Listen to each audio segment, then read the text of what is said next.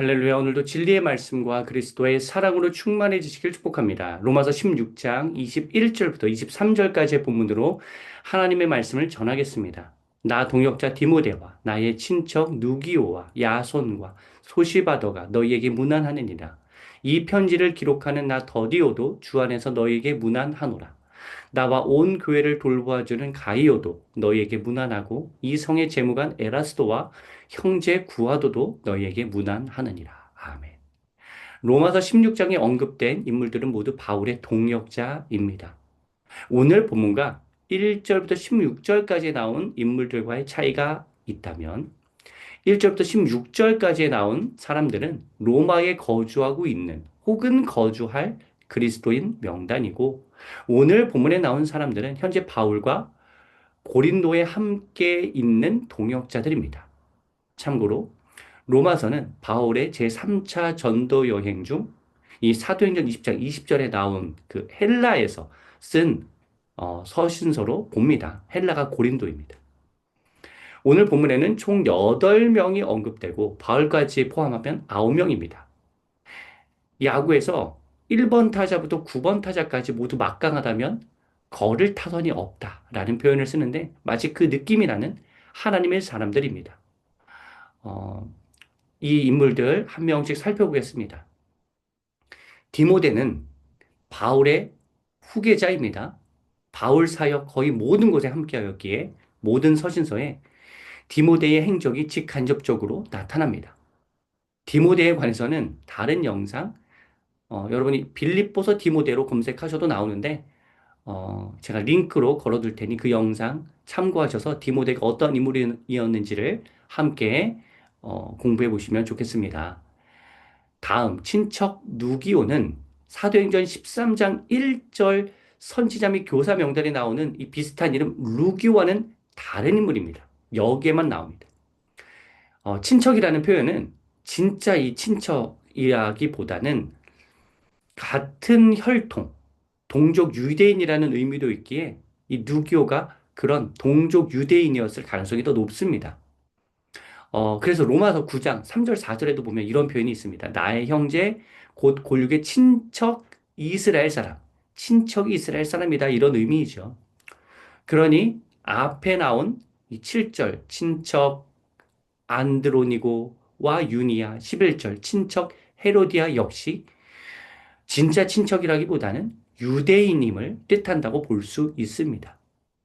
누기오는 고린도에서 활동한 유대인 그리스도인인 것으로 보통 추정합니다.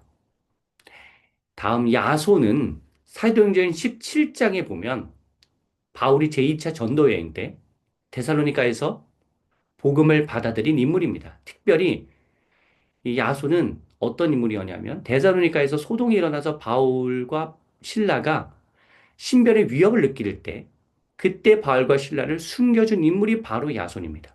두둑한 보석금을 지불하고 바울과 신라를 보호해 주었고 계속 바울과 함께한 동역자입니다. 소시바더는 사도행전 20장 4절에 나오는 소바더와 동일 인물로 봅니다. 그렇다면 베레아 사람이라는 뜻인데 사도행전 17장 데살로니가 이후 바울이 더 너그럽고 성경을 상고하는 베레아 지역에 갔을 때 그때 복음을 전해서 그 복음을 받아들인 인물이 소시바더입니다. 3차 전도여행이 진행되어 지금은 로마서를 집필하는 장소인 고린도에 지금 머물고 있는데 여기까지 소시바더는 지금 동해가고 있는 것입니다. 그리고 이후 사도행전 20장 그러니까 이 사도행전 20장 2절에 나온 헬라가 고린도고 이때 로마서를 썼다고 말씀드렸잖아요.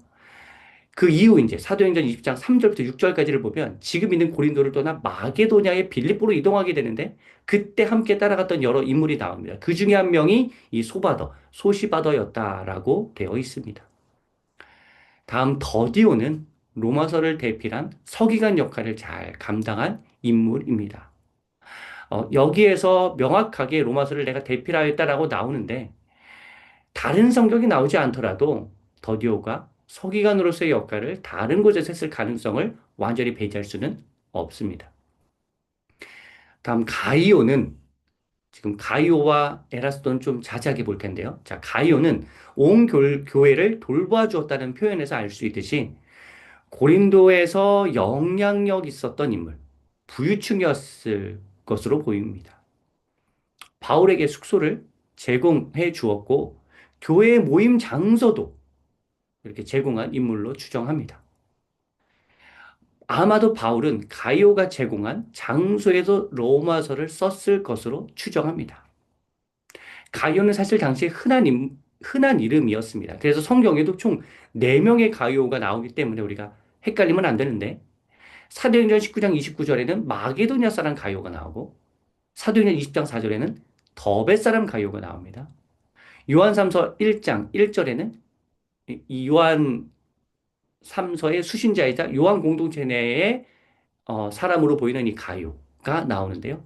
이 세 명 다 이 지금 오늘 본문에 나온 가이오는 다른 인물입니다. 단 고린도전서 1장 14절에 언급된 이 가이오는 로마서에 나온 오늘 본문에 나오는 가이오와 동일 인물입니다. 고린도전서 1장 14절에 보면 고린도에서 이 유일하게 아니죠. 두 명이니까 유일하게라고 해야 하나요? 가이오와 그리스도만 세례를 받았던 인물로 나옵니다. 굉장히 바울과 오랫동안 함께했던 사임을 알 수 있죠. 그리고 굉장히 어떤 결정적인 회심 사건이 있었다고 볼 수도 있습니다. 에라스도는 고린도 지역의 재정을 담당하던 재무관입니다. 사회적으로 지위가 굉장히 높은 인물이죠. 여러분, 우리가 가이오와 에라스도가 이렇게 바울의 동력자로 귀한 사역을 감당하잖아요. 사회적으로 굉장히 영향력이 있었고 부유층이었는 인물이었는데, 그렇기 때문에 우리가 이 영향력 있는 인물도 그 다음에 사회적으로 부유한 사람도 당연히 하나님의 사역을 할 수 있다는 사실을 우리가 알아야 합니다.